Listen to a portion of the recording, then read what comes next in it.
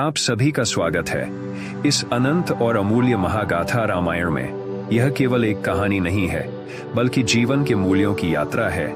यह सिखाती है कि हमें अपने जीवन में सम्मान, प्रेम और कर्तव्य के साथ कैसे जीना चाहिए। रामायण हमें धर्म, त्याग और नेतृत्व की प्रेरणा देती है, ऐसी बातें जो हमें अपने जीवन में अपनानी चाहिए। आज के पहले पाठ में हम भगवान राम के जन्म की कहानी से प्रेरणा लेंगे और समझेंगे कि जीवन को सही मार्ग पर कैसे जिया जाए। बहुत समय पहले अयोध्या नामक एक सुंदर और समृद्ध राज्य में एक महान और न्यायप्रिय राजा दशरथ शासन करते थे। वह अपने राज्य की प्रजा से बहुत प्रेम करते थे और हमेशा न्यायपूर्ण ढंग से शासन करते थे। लेकिन उनकी एक बड़ी चिंता थी, उनकी कोई संतान नहीं थी जिससे राज्य का भविष्य स्थिर था। राजा दशरथ ने पूरी भक्ति और अनुष्ठान किए, उनकी प्रार्थनाएं स्वीकार हुई और उन्हें 4 पुत्रों का आशीर्वाद मिला, राम, भरत, लक्ष्मण और शत्रुघ्न।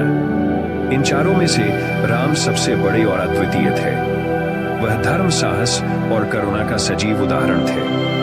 राजा दशरथ की गहरी आस्था और भक्ति हमें यह सिखाती है कि जब हमारे जीवन में चीजें हमारे अनुकूल न हो रही हों, तब भी हमें धैर्य और निष्ठा के साथ सही कार्य करते रहना चाहिए। संसार अपने समय के अनुसार काम करता है, लेकिन ईमानदारी और समर्पण का फल हमेशा मिलता है। जब हमें लगता है कि हम हार रहे हैं, तब हमें दशरथ की तरह धैर्य रखना चाहिए।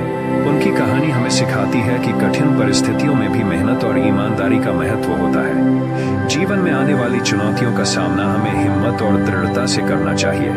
भगवान राम जन्म से ही हमारे लिए प्रेरणा का स्रोत है। वह एक राजकुमार थे जो राज्य के उत्तराधिकारी थे, लेकिन उनकी वास्तविक महानता केवल उनकी शाही पहचान में नहीं थी, बल्कि उनके चरित्र में थी। सदैव सत्य और धर्म के मार्ग पर चलने की उनकी दृढ़ निष्ठा। सोचिए, एक सच्चे नेता होने का क्या मतलब है? क्या यह केवल शक्ति और उपाधियों में होता है, या फिर उसमें होता है जो सही काम करने का साहस रखता है, भले ही कोई देख न रहा हो? राम का जीवन हमें सिखाता है कि सच्चा नेतृत्व वही है जो कठिनाइयों में भी धर्म के मार्ग से न भटके। राम का जन्म उत्सव का समय था, लेकिन उनका जीवन चुनौतियों से भरा था। हर चुनौती उनके लिए एक अवसर बनी, जिससे उन्होंने अपने आदर्श और मूल्यों को दर्शाया। हमारे जीवन में भी चुनौतियां आएंगी, लेकिन सबसे महत्वपूर्ण यह है कि हम उन चुनौतियों का सामना कैसे करते हैं। क्या हम राम की तरह धर्म के मार्ग को चुनेंगे? आज के पाठ के अंत में इस बात को ध्यान में रखें। जैसे जैसे हम भगवान राम के जीवन को और गहराई से समझेंगे, हम देखेंगे कि उन्होंने कठिनाइयों के समय भी कैसे धर्म का पालन किया।